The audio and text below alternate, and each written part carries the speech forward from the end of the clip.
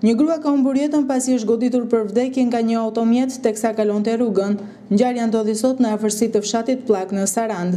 Sapo njoftuan për ngjarjen, forca të shumta policie shkuan në vendin e aksidentit dhe nisën hetimet. Ndërkohë, bëhet i ditur edhe identiteti i viktimës.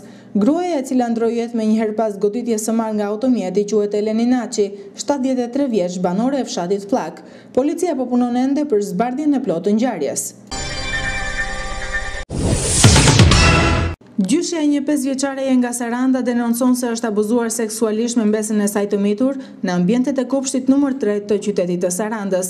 53-vjeçaria Eli Kasneci në një intervistë për APT News rrëfen se vajzën e vogël, e cila është prekur nga autizmi, e ka dërguar në mëngjes në kopshtin nr. 3 të Sarandës si çdo ditë tjetër, por kur është kthyer në shtëpi ajo ishte e gjakosur. Gjyshja e 5-vjeçares autike, e cila jeton me të atin pas divorcit të prindërve, thotë se menjëherë ka dërguar vajzën tek mjeku ginekolog në spitalin e Sarandës dhe ky i fundit ka pohuar se me vajzën është abuzuar seksualisht. Por i kontaktuar nga APT News, mjeku ginekolog nuk pranoi të prononcohet. 53-vjeçaria Eli Kasneci thotë se ka bërë denoncim në policinë e Sarandës, por nuk është marrë asnjë mas ndaj kopshtit. Ajo akuzon drejtoreshën e kopshtit nr. 3 në Sarandë se nuk i ka dhënë asnjë shpjegim për atë që ka ndodhur, por madje ka lëshuar akuza për abuzim brenda familjes. Ndërkohë, i kontaktuar nga APT News, drejtori i Spitalit Civil Petronako të qytetit Sarandës, Arjan Kalcuni, thotë se të miturës i është bërë një ekzaminim dhe sipas raportit të mjekëve rezulton se vajza ka një gërvishtje pranë organit gjenital, gjë e cila ka shkaktuar dhe hemorragjin, por sipas mjekëve nuk është abuzuar seksualisht me të. Në datën 28, ditën e martë, në orën 9 pasqyrek, do me thënë pasi përgatita vajzën në shtëpi, e lava, e ndrova, i vesha rrobat, e kremosa, e vëra krem, edhe marta dhe si çdo ditë e çoj në kopësht. Ja drejtoi mësueses Adrian atje dhe iki. Në orën 11:10, vetë djali e merr vajzën. Vajza gjatë rrugës ju ankua babait. I thot, babi, kam bibi, siç e thot fëmia, kupton? Sa erdhi djali në shtëpi më thot, mama, vajza më ankua, vajza më thot që kam bibi. E i thash unë, more djali, thash unë, mos i shtonë në qikë. Nuk e vërë shumë të të vërtetën. Si nga hera i hoqja robat e kopshtit dhe po i të vishja robat e shtëpis, që ta laja, ta broja, ta vishja. Kur i heqje, dhe me thënë, nga mesi e poshtë, i heqë mbathjet, shikoj vajza që plot me hemorragji, duke i vajza sikur kishte cikël. U shqetësova shumë, i ra shkokës me grushte, i thras babait, i them baba, hajde këtu, shikon, vajza është me hemorragji. Atëherë ç'mund të bëjmë, thot djali, e merr vajzën nga djali në dorë dhe drejtohemi në kopshtin nr. 3 tek edukatoria. Hyj brenda tek edukatoria, ato ishin ulur në karike dhe kur u futa brenda më pan që me çudi. I them, mund të vizitojmë pak bashkë? Po, mund t'ulem, po mund t'ulesh. I them, vajzën unë në mëngjes ta solla në gjendje shumë të mishëndetësore dhe tani problemi që më shqetëson kaq shumë mua, vajza më ka ardhur me hemorragji. S'ka mundësi, më thot. Edukatoria. Atëherë i thash, për mirëbesim, e marr vajzën në dorë, e shtrin në tavolinë dhe vajza që plot me hemorragji. E pa besueshme, më thon. I them, moj gra, mund të më jepni një ndihmë, çfarë mund të bëj me këtë vajzën time që ka hemorragji, ku mund të vete? Të vete në pediatri, të vete në martenitet. Ato mund të rajim tanë, nuk dim gjë. Atëherë edhe unë me djalin tim bashkë, me djalin vajzën dorë, drejtohemi në martenitet. Atje ishin 2-3 infermiere jashtë, më thonë, zonjë, që kërkon? Mund t'ju ndihmojmë? Po, i thash unë, dua një doktor ginekolog. Më thonë ato që doktor ginekolog është Aleksi. Hi brenda, e përshëndes doktor Aleksin, jap dorën. Më thotë problemi, i thash, kisha vajzën kopësht, e po më vjen me hemorragji. A e vizitoj vajzën e? Po, edhe e shtrim vajzën në shesh, në krevat, ma viziton vajzën, mire buku nuk the ma vizitoj ta mam si doktor, kupton, por u qua, e quan vajzën, dhe më thot, ju kush jeni, unë jam në vajzës. Po ti zotri kush je, unë jam babaj vajzës. Zotri, mund të dalësh pak jashtë, i thot? Po, i thot djali, mund të dalë. Atëherë më pa doktori kështu në shi, më thot, zonjë, i them doktori, doktor, të lutem, bie në gjyrët e tua, më thuaj, çfarë më ka vajza, mos ka një probleme rëndësi, më shikon drejt nësi ai mua. Doktor, të lutem, më thuaj, më thot, vajza ka abuzim. I them, doktor, mund të thot abuzim, që nuk e kuptoj tani moshën 60 vjeç, tani nuk e kuptoj të thot fjalë abuzim, nuk e kupton më thot. Të një për momentin, tash unë e kuptova doktor. Doktori them, çfarë mund të bëjmë? Në mjekim, më thot, mjekim nuk ka për të gjë. Atëherë çfarë mund të bëj? Mund të marrësh vajzën tënde tha, e të shkosh në shtëpi. Dhe nesër tutje ato edukatorët atje zonja të kenë kujdes të madh për vajzën. Ika, me lot në shi. Ju pasaj bë denoncim në policë? Pasaj shko, jo, direkt vajta poshtë te kanali. Ç'në si ka? Më vonë vajta denoncova, bëra denoncimin si unë dhe djali në polici. Atje ndaj një goxha, kupton, e ja thash lëtërat ato të mjet që mos i përcit prapë me para. Pasaj më marrin telefon mondën. Edhe vemi në martëntet me makinën e tij, vemi në martëntet me gjithë që dhe Aleksi, e vizituan, unë isha atje, e vizituan vajzën, thot monda, kupton, nuk e di se si janë lidhur ta doktorat njëri me tjetrin, si thonë të njëjtën gjë. Thot vajza nuk ka asnjë problem, tha, vajza ka thjesht një gërmëshi. Unë besoj vetëm te Aleksi.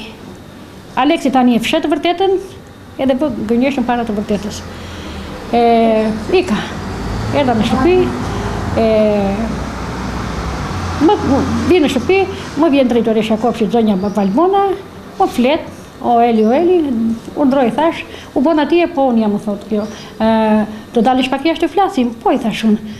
Dhe më kërcënoi, më thot, të lutem shumë, mua mos më akuzo kopshin për abuzim. Kudo që të vesh, më tha, sa do lekë të paguash, më thot, ti të vërtetën nuk do ta marrësh, të drejtë nuk do ta gjesh gjikundi. Unë i thash, ka ligje mbi të gjitha ka shtet. Dikush të më ndihmoj për të voglushën e vogël, i thash. Edhe ku, dhe për tishet e në lagje. Kupton e ka kapur babai saja. E vetmja gjë që thoshte, shiko se ta ka kapur babai. Babai nuk arrin atë gjë të kapi vajzën. Ish baba, nuk arrin në familjen time, nuk ndodhin gjëra të tilla. Ajo tani për të si ta them. Çfarë prisni? Çfarë janë hapat e mëtejshme që? Shiko, unë dua të gjente drejtësia e vajzës time. Pse nuk më thanë që vajza është ashtu, më thoshin, e di se shpuna vajza ra. U godit, ndihmën e kenin tonën, çfarë i kërkojmë, ta çojmë në doktor, ato nuk më ndan asnjë lloj të drejtë. Kupton, unë tani kërkoj, mos të fshihen këto gjërat e vajzës, kërkoj të drejtën e vajzës sime, nuk do lë gur patundur vetëm për vajzën, sepse vajza është e vogël, është jetime me kuptim të fjalës me mama të gjallë. Kërkoj drejtësi, kërkoj këto zonjat që të ndiqen penalisht, gjykata, prokuroria nuk dua që ta fshijë të vërtetën, dhe bile kur vajtet e komisariati policisë, dje, në orën 10, më thot, zonja Eli më thot, vajza nuk ka asnjë lloj problemi, tha, mos e bë të madhe, mos thuaj abuzim, unë të thash, janë fjalët e doktorit që më tha. Atëherë vajza më tha, mua ka një hemorragji mekanike. Doktor, i thash, shef, mos të fshihet e vërtetë, i thash. Mos të vihet gënjeshtër para të vërtetës. Drejtoria e policisë së Qarkullit Vlorë në një njoftim për media sqaron se në lidhje me kallëzimin e bërë nga shtetësia Eli Kasneci, e cila është gjyshja e të miturës, V. Kasneci 5 vjeç, banuese në Sarandë, se me mbesën e saj është abuzuar seksualisht në Kopësht, sqaron. Pas kallëzimit të bërë në komisariatin e policisë Sarandë, menjëherë janë kryer të gjitha veprimet procedurale dhe hetimore, si dhe është bërë ekspertiza nga mjekja ginekologe në prani të mjekut ligjor, ku ka rezultuar se nuk kemi të bëjmë me ngacmim seksual, por me një gërvishtje në pjesën e jashtme që mund të ketë ardhur nga rrezimi ose nga ndonjë mjet mekanik. Në përfundim të gjitha veprimeve, materialet e janë dërguar prokurorisë së Sarandës për vlerësim. Të rinjtë e Fresh de Galsarand së bashku me LRI kanë organizuar mbrëmjen e djeshme një aktivitet festiv me pjesëmarrjen e kandidates për kryetare bashkie Floriana Koka. Sot Iraq Leska, kreu i LRI de Galsarand, tha se ndjet krenar që është në mbështetje të kandidates Koka. Përshëndetje të gjithëve. Unë jam Floriana Leska, kryetari i Lëvizjes Ligjore për Integrim de Galsarand. Vjen shumë që të legjua të vjetë për hapu këtë evenimentin mrekullueshëm. Jemi krenar sepse kemi kandidate dhe kryetare në jashtme të Bashkisë Sarandë, zoni Floriana Koka, një vajzë e pastë intelektuale e formuar. Pazyshim që Freshi është do të jetë në mbështetjen e saj maksimale, po ju siguroj se LRI-ja do të bëjë punën e saj të panoshme në mbështetjen e detajeve dhe korrin e suksesit të fitores Floriana Koka. do të cilukesha edhe të gjithë lërisave që ndodhen me këtë takim, një duarshmërirë të fuqishme në mbështetje për suksesin e tyre në botë. Ardit Kohila, kreu i Fresh Dega Sarand, pasi falenderoi pjesëmarrësit, tha se festa e ardhshme do të jetë ajo e fitimit të bashkisë nga kandidatja Koka. Edhe unë kam dy fjallë. Në radhë parë dua t'i falenderoj gjithë pjesëmarrësit në këtë aktivitet.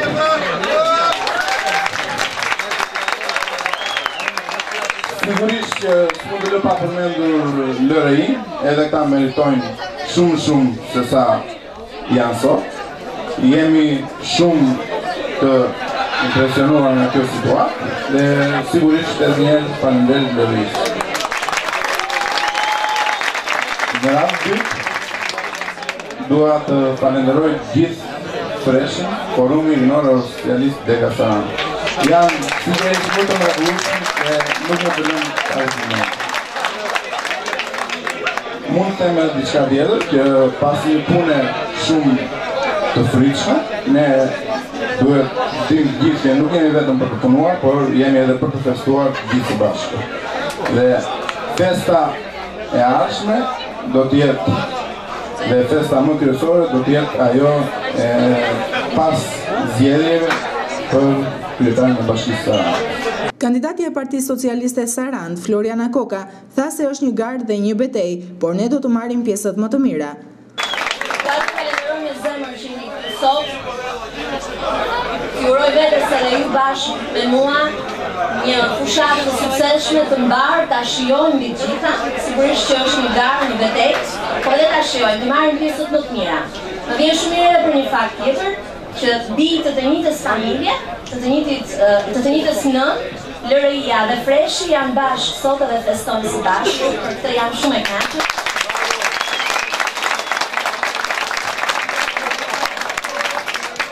Ne do t'ja dalim bashkë, edhe do t'ja dalim bashkë se në bashkë. Edhe energjinë tuaj, edhe entuziazmin tuaj nuk e zvendëson asnjë gjë. Bashkë jemi në këtë garë, bashkë do jemi edhe pjesë e fitores, këtë dua t'u them që tani. Të rinjt të gjithë së bashku kaluan një natë festive në tingujt e muzikës moderne, duke i uruar njëri tjetrit fitore në zgjedhjet lokale. Në Shqipëri 1 maj gjithmonë e më shumë është konsideruar një ditë pushimi dhe feste, ndryshe nga vendet e botës ku kjo ditë shfrytëzohet për të shkundur nga gjumi letargjik qeverit, që të kthejnë syt nga punonjësit dhe mirëqenia e tyre. Vendi kohët e fundit po përjeton një dëshpërim me largime masive drejt ezilit ekonomik, për shkak të mosgjetjes së një vendi pune, apo edhe një shpresë se gjithçka do të rregullohet, por pavarësisht kësaj, ende në vend ka prirje për fest. Qytetarë të shumt kanë zgjedhur që në këtë ditë, kur bota proteston, të shëtisin në bulevardin e qytetit, të pinë një kafe me shoqërinë në lokalet Buzdetit, ose të festojnë me familjet e tyre brenda apo jashtë qytetit të Sarandës, duke lënë mënjan protestat dhe të drejtat e tyre si punonjës. Ekipi i Butrintit është nisur pas ditën e së premtes drejt qytetit të Ballshit. Sarandiotët do të akomodohen në një nga hotelet e qytetit në pritje të ndeshjes me Bylis. Sarandiotët në këtë përballje shkojnë me një mungesë të rëndësishme atë të sulmuesit Jasmin Raboshta. Klima në kampin Sarandiot duket optimiste. Sarandiotët në këtë përballje shkojnë me mentalitet fituesi, pasi siç kanë deklaruar futbollistët në fushën e lojës do të hyjnë për të fituar takimin. Gjatë seancave stërvitore të javës, tekniku Hysi ka provuar disa alternativa për sulmin në mungesë të Jasmin Raboshtës. Mendohet se në sulm do të luajë sulmuesi Erion Mustafaj, i mbështetur nga Enrico Papa. Gjatë seancave stërvitore, futbollistët e Butrintit kanë zhvilluar edhe një ndeshje kontrolli. Në mbështetje të ekipit të Butrintit, mësuese do të jenë drejtuesit e klubit, ndërsa nga ana e tifozërisë nuk ka pasur ndonjë sinjal për të mbështetur nga afër ekipin.